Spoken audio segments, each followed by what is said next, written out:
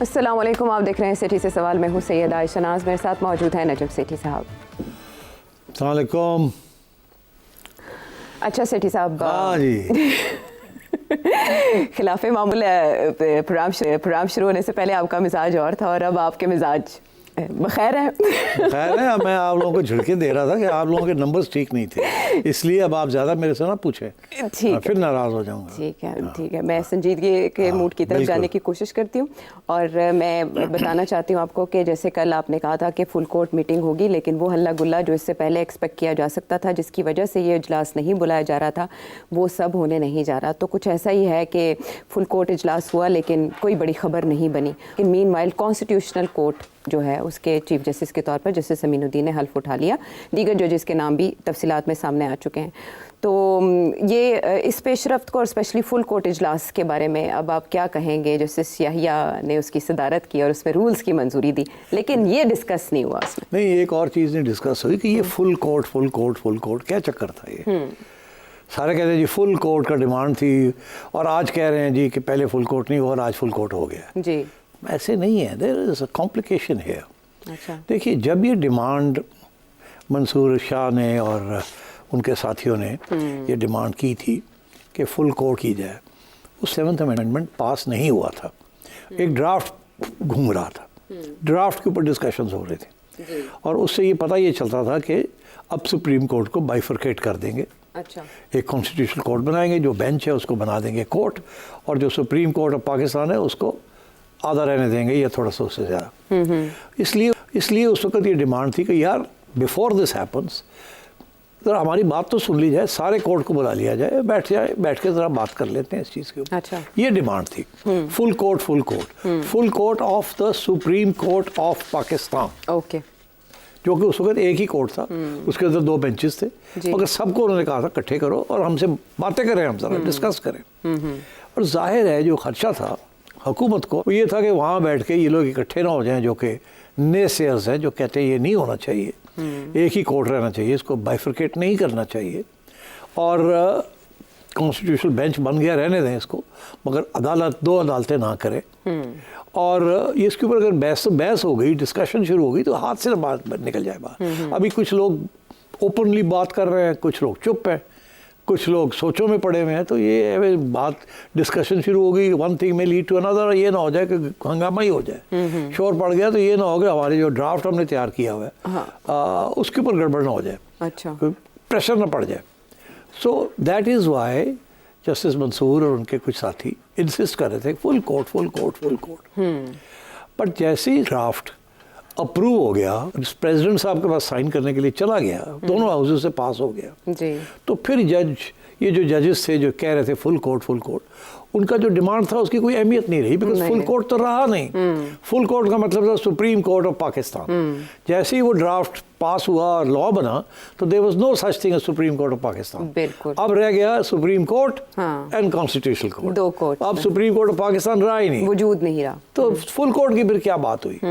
तो इसलिए वो जो 2 साहब हैं, वो उन्होंने रिजाइन करके वो घर चले गए, क्योंकि उनका जो डिमांड थी कि जी full court supreme court of Pakistan का बैठे, वो नहीं बैठा, वो अब रहा ही नहीं, वजूद में ही नहीं है। अच्छा, इन्होंने ऑब्वियसली डिले की कि एक दफ़ा ये हो जाए तो फिर देखेंगे हमने किसको बुलाना है और किसको नहीं बुलाना। तो जैसे ये हुआ, इन दोनों ने अपनी रेजिग्नेशन भेज दी, और उधर से जो सुप्रीम कोर्ट रह गया है अफरीदी साहब का, उन्होंने सोचा अब ठीक है, अब हम अपना कोर्ट जो है, जिसे सुप्रीम कोर्ट कहते हैं, not supreme court of Pakistan, इसको बुला लेते हैं, ठीक है, क्योंकि इसमें तो वही लोग रह गए जो कि ज़्यादा शोर नहीं डालेंगे, ठीक।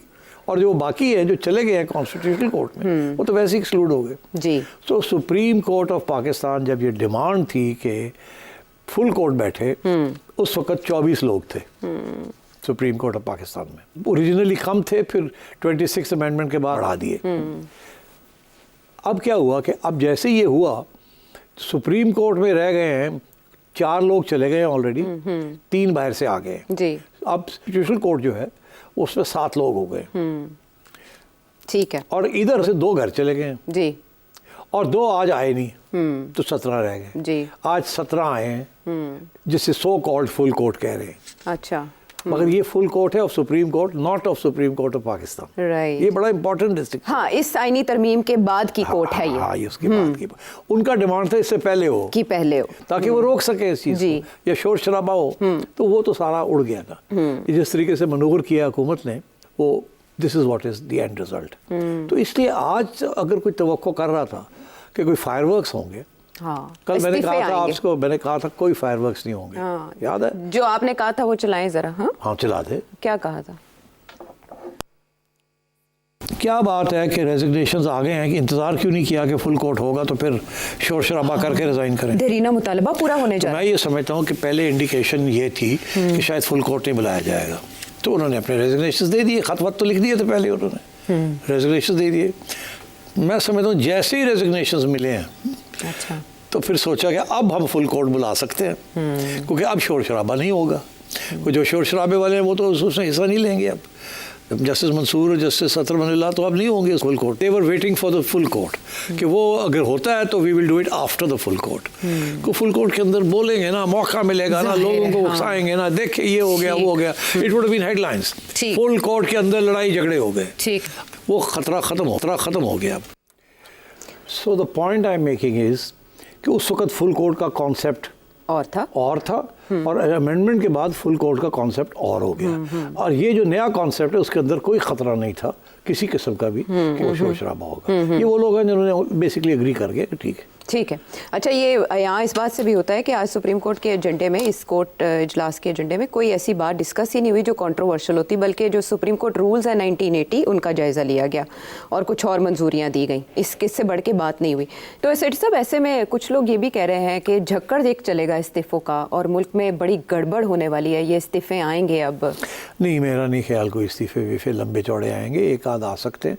हम 2-3 की तवक्को है, क्योंकि ये वो लोग हैं जो कि ओरिजिनल उस ग्रुप के थे जो कि एजिटेट कर रहे थे, ठीक है ना। तो वो हो सकता है उनमें से 2-3 के नाम आ रहे हैं, और हो सकता है वो किसी न किसी स्टेज पे रिज़ाइन कर दें। अच्छा सेठी साहब, 27वीं आईनी तरमीम हुई पाकिस्तान में और आर्मी एक्ट में भी तरमीम की गई पाकिस्तान में, लेकिन जाहिर है ग्लोबली भी हमने देखना है कि किस ऐनक से इसको देखा जा रहा है। तो तबसरों की एक यलगार है जो मुख्तलिफ बड़े अखबारात, न्यूयॉर्क टाइम्स से लेकर Financial Times, Guardian, even Al Jazeera तक ने इस पर राय ज़नी की है। लेकिन मैं आपका ख्याल भी जानना चाहूँगी कि इसको कोई बेजोड़ शादी कह रहा है, हाइब्रिड सिस्टम को, और कोई कह रहा है कि जो नाजुक सिविल मिलिट्री तवाज़ुन है वो बुरी तरह हिल सकता है।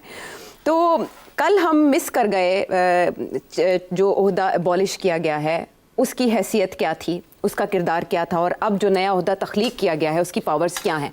क्या ये पावर ग्रैब है या इसका लेना देना मिलिट्री के अंदर के स्कीम से है? बड़ी इंटरेस्टिंग बात है कि जो लोग तबसरे कर रहे हैं जी 99% वो लोग हैं जो कि किसी न किसी सियासी जमात के साथ उनका ताल्लुक है, स्पेशली अपोजिशन के साथ, उनकी हमदर्दियाँ उस तरफ हैं, या उन्होंने जमहूरियत के लिए और जमहूरी हक़ाइक़ के लिए जद्दोजहद की है। सीधी सी बात, वो खड़े हुए हैं फॉर डेमोक्रेटिक राइट्स, लेफ्ट के लोग हैं, लिबरल लोग हैं।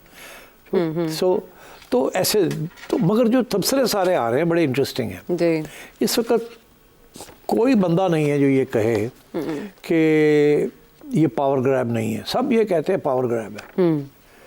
कोई ये बंदा नहीं है जो ये कहे कि यार जो पहले डी फैक्टो हो रहा था वो अब डी जूरे होने लगा।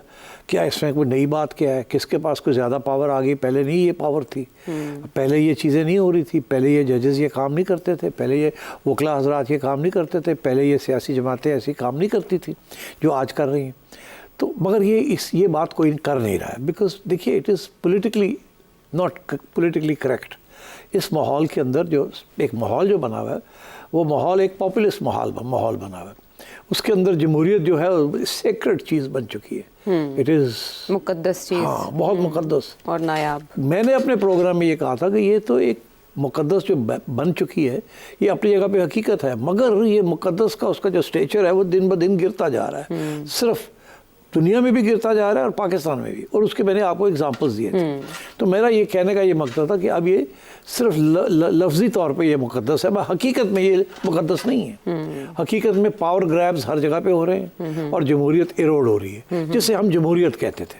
1973 constitution was a democratic constitution. तो मेरा मौक़िफ़ ये था कि उस दिन से आज तक chip chip chip chip chip chip chip करके कॉन्स्टिट्यूशन को अब डेमोक्रेटिक रही नहीं, और जो आया उसने उसको चिप किया अपने मफाद के लिए। तो वो इसलिए to talk today of democratic constitution या जमहूरियत की बहुत बड़ी जदोजहद इज मिसलीडिंग। ये जदोजहद तो 70 साल पहले शुरू होनी चाहिए थी कॉन्स्टिट्यूशन, और वो भी 23 साल लग गए या 25 साल लग गए बिफोर एक कॉन्स्टिट्यूशन आई, और उसके बाद जैसे ही वो आई और वो इरोड होनी शुरू हो गई, चक चिक चिक चिक चिक। और ये जुडिशरी के लिए जितनी बातें हो रही हैं, ये मैं कह रहा हूँ कि ये कब से ये जुडिशरी का जो रोल रहा है वो ये कोई डेमोक्रेटिक रोल नहीं रहा।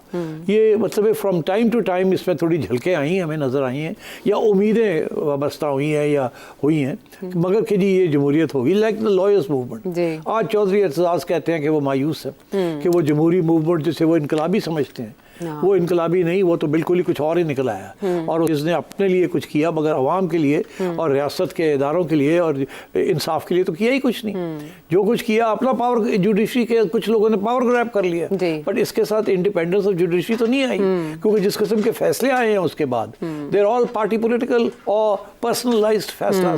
कुछ एस्टैब्लिशमेंट के हक में आए हैं और कुछ उस वक्त की हुकूमत के हक में आए हैं, या इस वक्त जो पॉपुलर एक सेंटिमेंट है उसके हक में आए।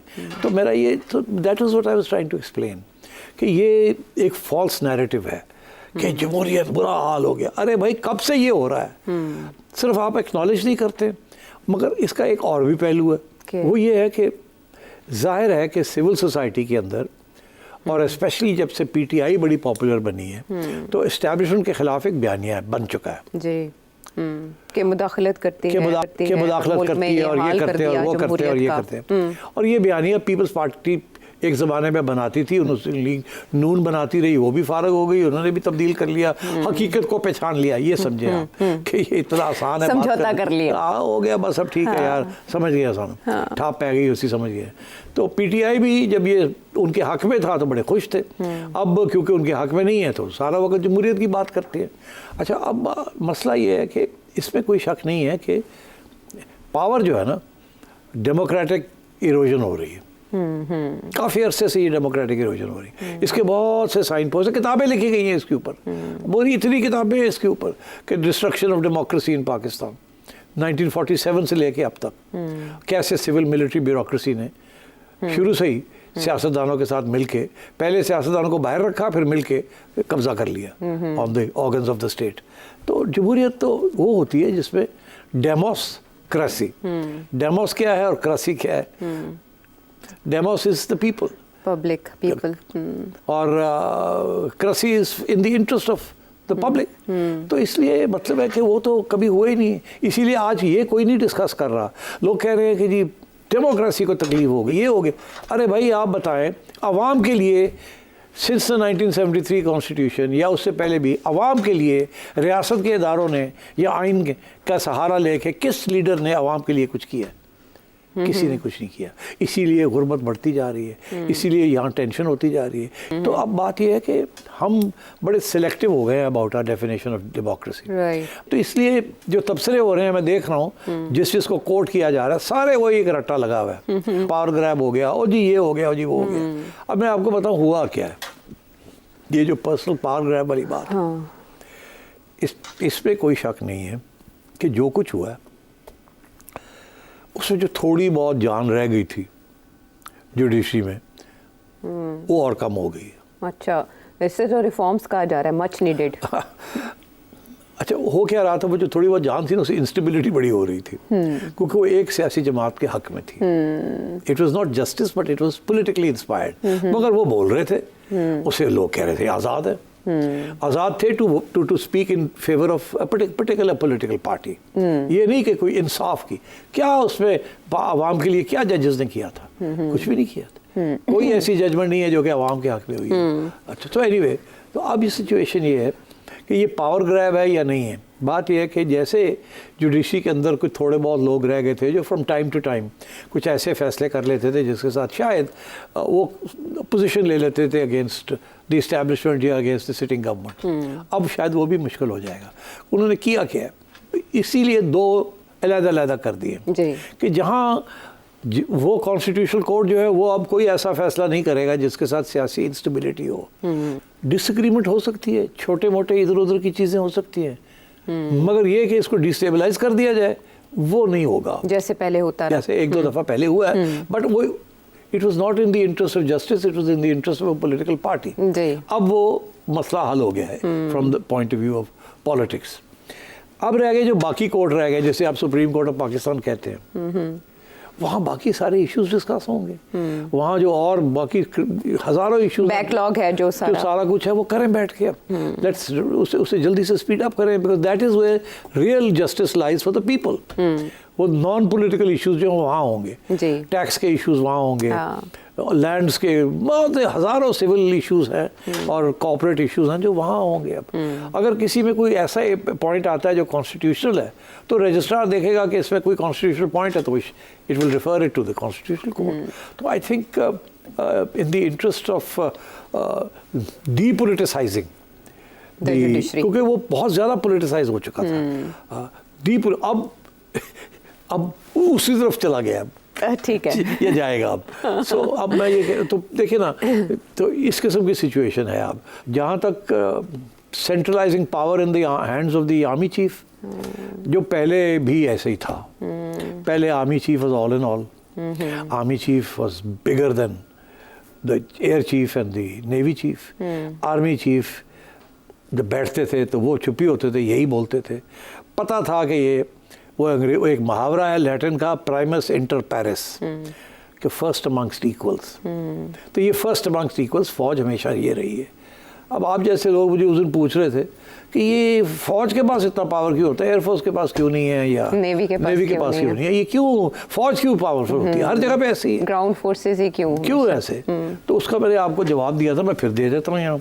और जवाब देता है ऐसी कि जिसे कोई टैंक है वही पावरफुल होता है। So therefore the most powerful organ in the defence forces is always the armed forces, and the armed forces में से it is the military army that is the most powerful. That is why they control everything. और हमारे यहाँ हकीकत यही रही है कि फौज के लोग ही बने हैं, उन्हीं के पास पावर है, और बाकी जो चीफ्स हैं दे गो अलोंग, उनके पास कोई पावर नहीं है except the institutional power to follow orders and do what they need to do as chiefs of their forces। ठीक। तो अब हुआ ये है, इसको उन्होंने इंस्टीट्यूशनलाइज कर दिया। तो ये मतलब व्हाट्स द बिग डील।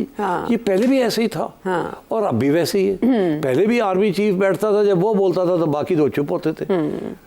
ठीक। और जब वो आपस में भी बैठते थे तो आर्मी चीफ की बात सुनी जाती थी, बिकॉज और पहले वॉरफेयर भी यही था आयशा। पहले जो वॉरफेयर था से इंडिया पाकिस्तान का, जिसमें फौज आती है, लैंड बेस्ड। हम हमेशा बॉर्डर की बात करते थे, LOC की बात करते थे, कश्मीर की बात करते थे।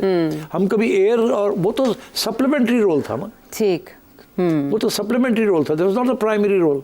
तो हुआ ये है कि जब से ये सारा ड्रामा शुरू हुआ है ना ऑफ प्लेटफॉर्म, जो कि बिगर प्लेटफॉर्म है, is not just the platform of the army, it is now the platform of the air force, multi domain जिसे कहते हैं। वो इंडिया बेचारा एक्सपर्ट है जो बोल बोल के थक गया है। क्या नाम है, परवीन सानी, वो रो के थक गया है कि पाकिस्तान की एडवांस इसी चीज़ में है कि उन्होंने मल्टी डोमेन वॉरफेयर जो है पहले से सीखना शुरू कर दिया, अडॉप्ट करना शुरू कर दिया था, और इंडिया ने नहीं किया। तो इंडिया की भी एयरफोर्स अलग है, नेवी अलग है, और यूनिफाइड कमांड नहीं है। और हमारे यहाँ ये है कि कम से कम unified command between army and air force ये डेमोन्स्ट्रेट हो गया था इस दफा डेमोन्स्ट्रेट हो गया। Navy didn't come into it, but आगे जो कुछ होगा उसमें शायद नेवी को भी आना पड़ेगा। तो I think this is one of the main reasons, जो कि chairman joint chiefs of staff, जो कि एक ब्यूरोक्रेटिक फंक्शन था, सिर्फ डिस्कशन फोरम था, उसको ख़त्म करके एक डिफेंस कमांड बना दिया गया है। ठीक है, which will be far more active, जहाँ मोर वॉर गेम्स होंगी, जहाँ स्ट्रेटजीज बनेंगी, जहाँ लिंकेजेस बनेंगी। ये रातों रात नहीं होगा। मैंने जो रिटायर्ड कुछ सीनियर लोग हैं जिनके कोई अपने सियासी एजेंडे नहीं है, उनसे बात की है।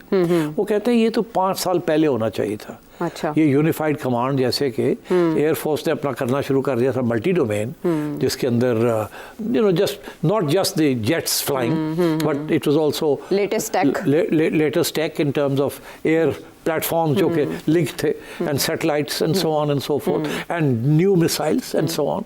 तो इस किस्म की चीज़ थी। फॉर एग्जांपल मैं आपको दूं, जो बात होती है कि जो टारगेटिंग थी एयरफोर्स की इस दफ़ा, इन्होंने प्लान, इनके हक ये टारगेट पे थे 12 राफेल को गिराने के लिए, plus some others, total 12 lock कर दिए गए थे, बटन दबाना था जी।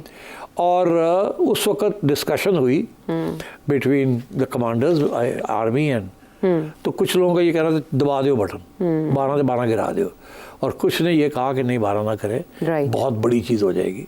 हमने तो सिर्फ बताना है, तो 4 ही काफ़ी है या 6 काफ़ी है या 7 काफ़ी है, 12 बुरा ना करें, फिर इंडिया के लिए इम्पॉसिबल हो जाएगा, एस्केलेशन हो जाएगी जी। तो ये थोड़ी बहुत तो कोऑर्डिनेशन हो गई थी कमांड लेने के बाद ही। और जब ये उन्होंने अटैक किया तो फिर तो मिसाइल्स को एक्टिवेट करना था। पहले मिसाइल कमांड जो था वो फौज के पास था, अब आगे जिस किस्म की डेवलपमेंट्स होने जा रही हैं तो वो तो इंटीग्रेट करना पड़ेगा, एयरफोर्स, नेवी, क्योंकि अब आपके सबमरीन्स जो हैं उनके अंदर भी मिसाइल्स हैं, इसीलिए इन्होंने एक नया मिसाइल कमांड बना दिया है ताकि वहाँ भी एक यूनिटी हो, पता तो हमारे पास है क्या, कैसे मूव करना है, कैसे कोऑर्डिनेट करना है। हाँ। और ये इन्होंने बनाई है कमांड ऑफ डिफेंस फोर्स, ये भी अगले 3-4 साल में जाके एक्टिव हो जाएगी और ऑपरेशनलाइज हो जाएगी।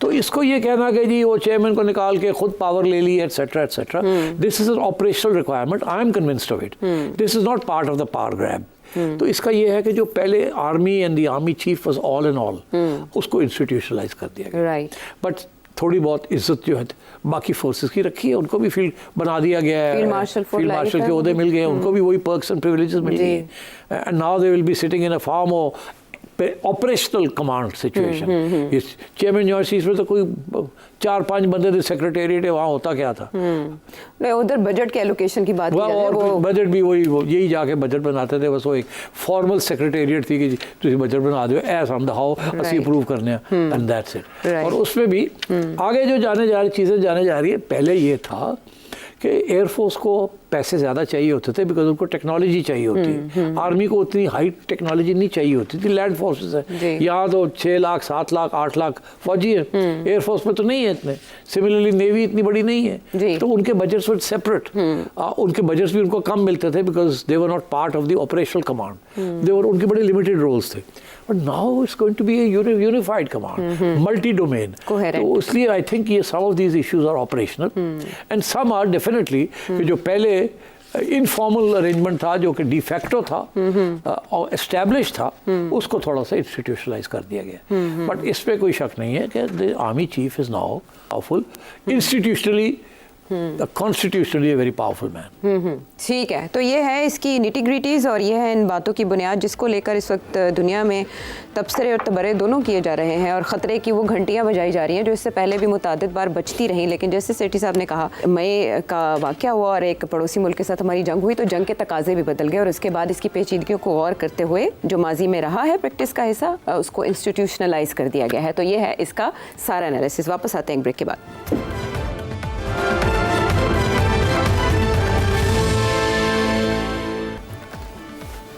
शो में साथ देने का शुक्रिया सेठी साहब। इसमें 27वीं अमेंडमेंट को लेकर बहुत सी सराहियाँ की जा रही हैं और हर एक का अपना माइंड है, जितने मुँह उतनी बातें। लेकिन आपने पिछले हफ्ते 27 अमेंडमेंट के बारे में बात करते हुए कहा था कि इससे शायद इमरान खान साहब के लिए कोई ओपनिंग है, या जैसे उनके लिए रास्ते बिल्कुल बंद हो चुके, मसदूद हो चुके थे, तो कोई ना कोई जो थ्रेट है वो नहीं रहेगा।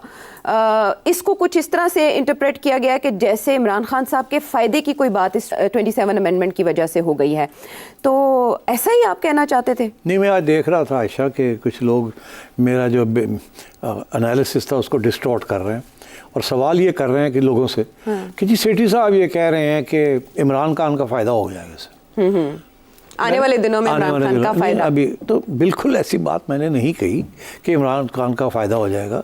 मैंने क्या कहा था, बड़े सोच समझ के मैं बात करता हूँ, बारीकी होती है उसमें, कुछ समझने की कोशिश करनी चाहिए।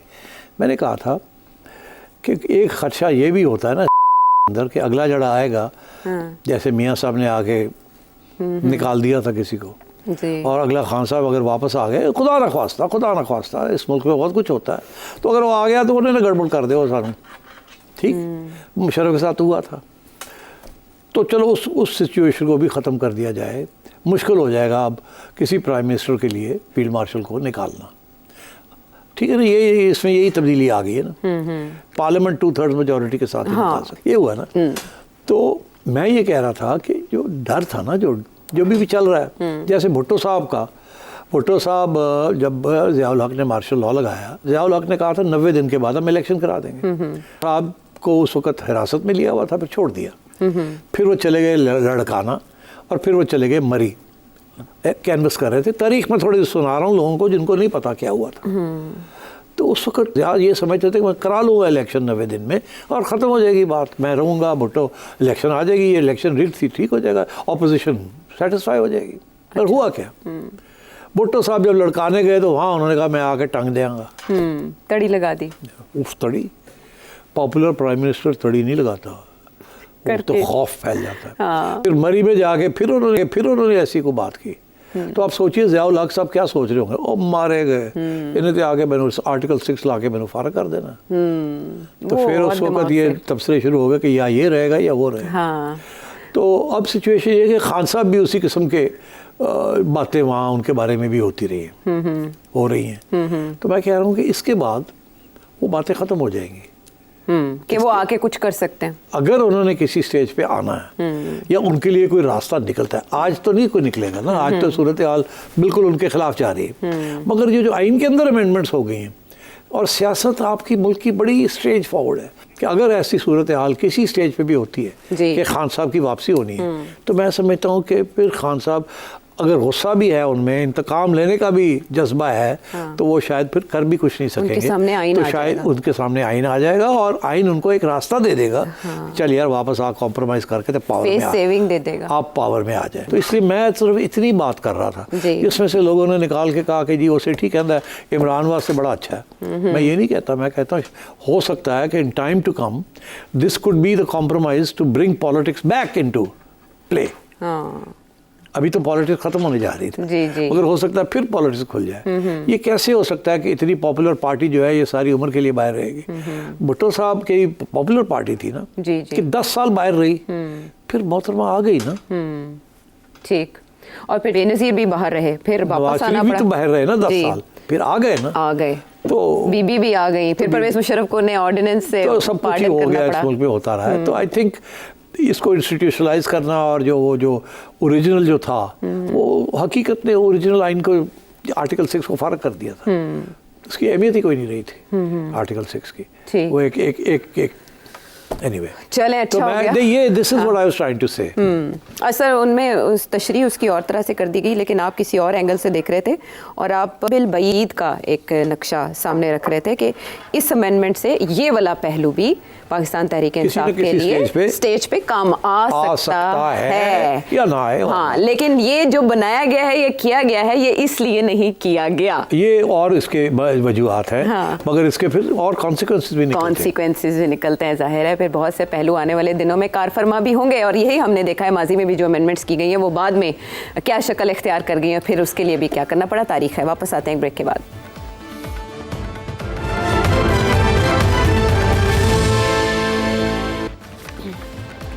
शो में साथ देने का शुक्रिया, बहुत हो गए मेरे सवाल और अब व्यूवर्स के सवाल वो जो देख रहे हैं इस वक्त हमारा शो। और एक व्यूवर है, नाम नहीं लिखा और जगह भी नाम, जगह में सवाल इंटरेस्टिंग है, शामिल करते हैं।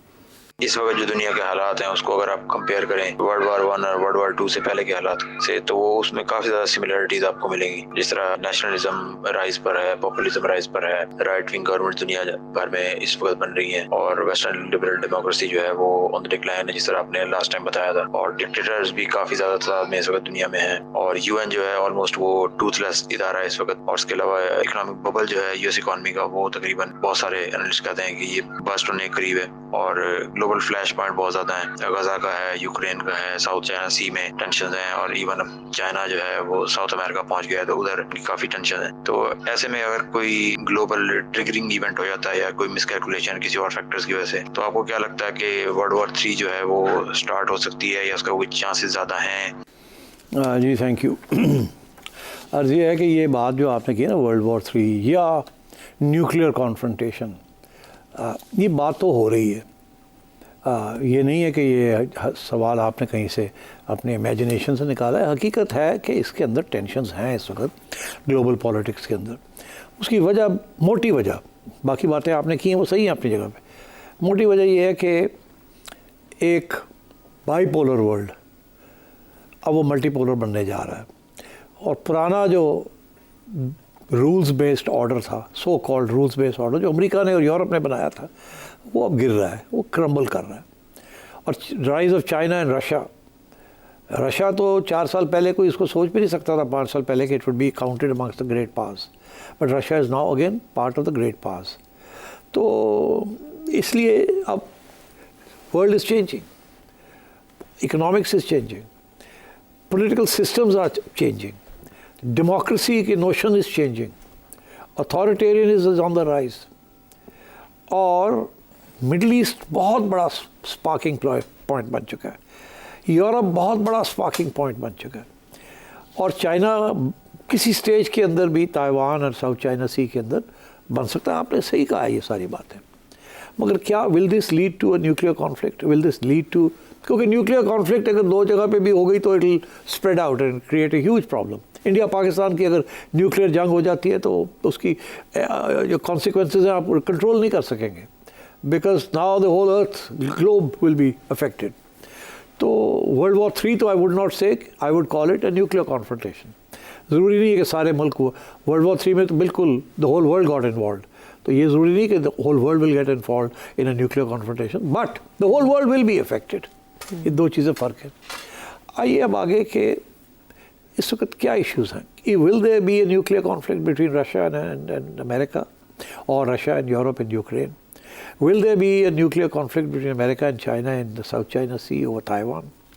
Will there be a nuclear conflict between India and Pakistan? ये इस वक्त 3 hot spots हैं, and the 4th of course is the Middle East. Iran is trying to make a nuclear bomb. Pakistan has a nuclear bomb. Israel has a nuclear bomb. So the situation is quite tense. Everything is work in motion. तो इस सिलसिले में what is the real possibility of a nuclear confrontation? अब मैं आपको थोड़ा सा तसल्ली देता हूँ। तसल्ली एक ये है कि चाइना का बिल्कुल किसी सूरत में भी कोई इंटरेस्ट नहीं है इन अ मिलिट्री कॉन्फ्लिक्ट। ना वो इंडिया के साथ चाहता है, ना वो अमेरिका के साथ चाहता है। उसने जो अपनी फॉरवर्ड पॉलिसी की है is based on trade and economics. It's not based on democratic ideals or on the ideals of war or on the ideals of spheres of influence. और उनका है spheres of security, not spheres of influence. Spheres of influence without controls. Security का जो उनका notion है joint security, not my security and your more and your less. No, joint security, everybody's security. So China is not interested, but it has to maintain a role of a power. And power is military power and economic power. और कौन सा power है? वो दोनों demonstrate कर रहे हैं। वो एक डिटेरेंस है एक किस्म का, बट उनकी फ़लसफ़े के अंदर war is on imperialism is not built into their philosophy. आइए, पाकिस्तान का nuclear bomb is a deterrent, it is not meant for aggression, it is meant for defence, so that there is no threat. India का जो था, they said it was a smiling Buddha, उनका भी यही था कि हमने तो सिर्फ टेस्टिंग की है for peaceful purposes. So will they take a risk and escalate to nuclear conflict? I don't think so. इसीलिए संदूर 1 के बाद संदूर 2 पे रुका हुआ है सब कुछ।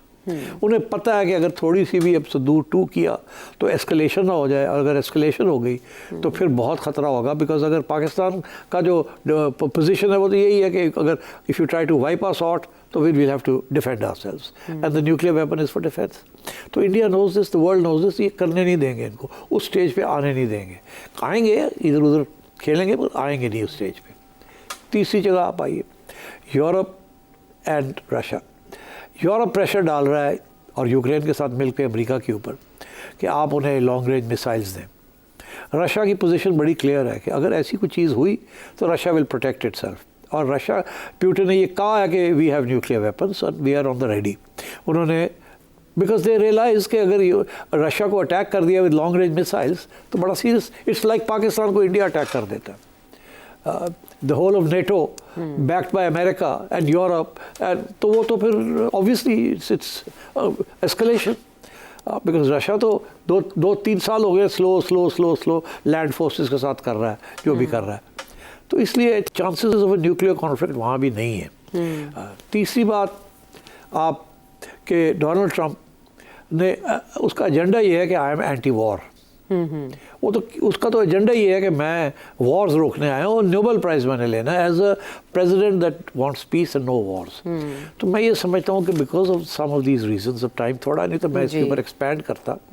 टेंशन ज़रूर रहेंगी, मगर अगर ये किसी न किसी स्टेज पे एक्सेप्टेंस हो जाती है कि nuclear weapons, Israel will not use nuclear weapons, and there will be no attempt by the Arabs and the Muslims to exterminate Israel. So there's no reason why it should use nuclear weapons.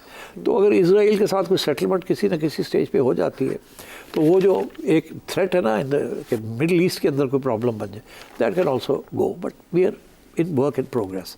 तो मैं नहीं समझता कि there is that there will be a nuclear war. Possibility you can't rule it out. बड़े accidents भी हो जाते हैं और गलत फैसले भी हो जाते हैं। आपको पता है फर्स्ट वर्ल्ड वॉर कैसे शुरू हुई थी, एक आर्च बिशप को असैसिनेट कर दिया, triggered a war and so on. And अगर हिटलर ना होता तो there wouldn't have been a second world war. तो that possibility can't be ruled out. But जो constellation of forces, they are not interested in another war. इस वक्त the war is going to be on the economic front. That's what Donald Trump is trying to do.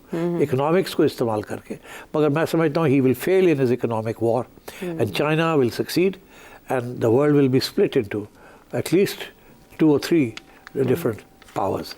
The China, Russia, and America. I think Europe will not be a power. मैं तो समझता हूँ NATO नहीं रहेगा, मैं तो समझता हूँ कि EU नहीं रहेगा इन द नेक्स्ट 5-10 years, जिस किस्म के वहाँ स्प्लिटिज्म चल रही है। And so I think the danger of a nuclear war नहीं है। बहुत अच्छा सवाल और उस पर सैर हासिल आपको जवाब मिल गया। आपने अपना नाम लिखा होता तो आपका नाम लेकर आपका शुक्रिया भी अदा करते हैं। फिर भी शुक्रिया। तारिक अमीन भावलपुर से, ज़िशान UAE से, असद चौधरी वाशिंगटन से, सुहेब इंग्लैंड से, मलिक वकार अली भी इंग्लैंड से, डॉक्टर काशिफ सरगोदा से, हाजी रियासत गुजरांवाला से, नौमान दुबई से, शहरियार कुरैशी अमरीका से, इसके अलावा भी बहुत से नाम। शुक्रिया आपके सवालों का। अगले प्रोग्राम तक के लिए इजाज़त।